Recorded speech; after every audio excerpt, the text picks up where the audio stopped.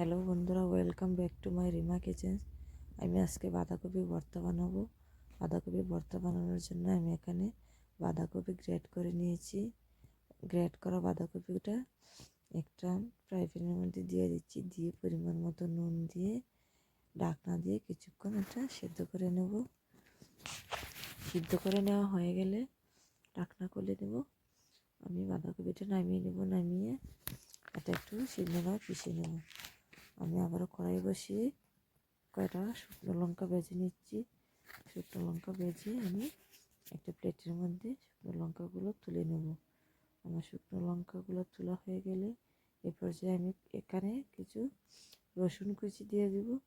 দিয়ে রসুন কুচিটা হালকা বাদামি করে ভেজে নেব।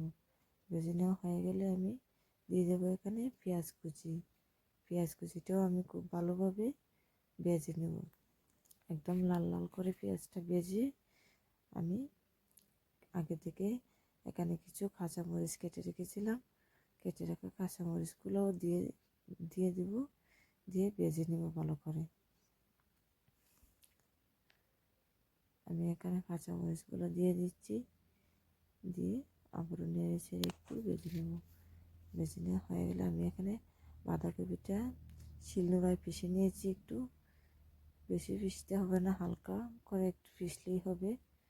দেখতে পাচ্ছেন দিয়ে দিয়েছি আমি বাঁধাকপিটা। দিয়ে আবারও নেড়ে চেড়ে এখানে ভালোভাবে বাঁধাকপির গায়ে থাকা পানিটা শুকিয়ে নিতে হবে। এখানে আমি হাফ চামচ হলুদের গুঁড়ো দিয়ে দিচ্ছি, 1 চামচ নুন দিয়ে দিচ্ছি, আর 1 চামচ লাল মরিচের গুঁড়ো দিয়ে দিচ্ছি। দিয়ে আবারও ভালোভাবে নেড়ে চেড়ে ভেজে নেব। এখানে কিছু আমি ধনেপাতা কুচি দিয়ে দিচ্ছি।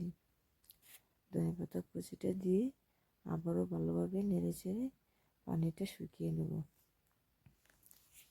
এখানে আমি ভেজে রাখা শুকনো লঙ্কাগুলো ভালোভাবে একটু ভেঙে নিচ্ছি। ভেঙে নিয়ে আমি আবার দিয়ে দেবো।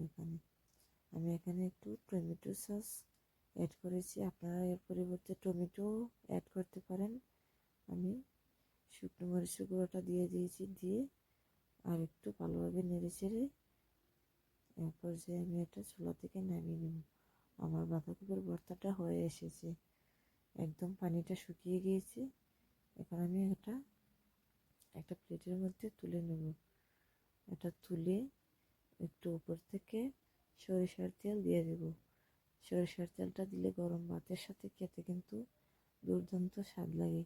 আপনারাও একটু খেয়ে দেখবেন, বাঁধাকপির ভর্তাটা কিন্তু সেই লাগে। টাটা বন্ধুরা, ভালো লাগলে আমার চ্যানেলটি লাইক ও সাবস্ক্রাইব করবেন প্লিজ।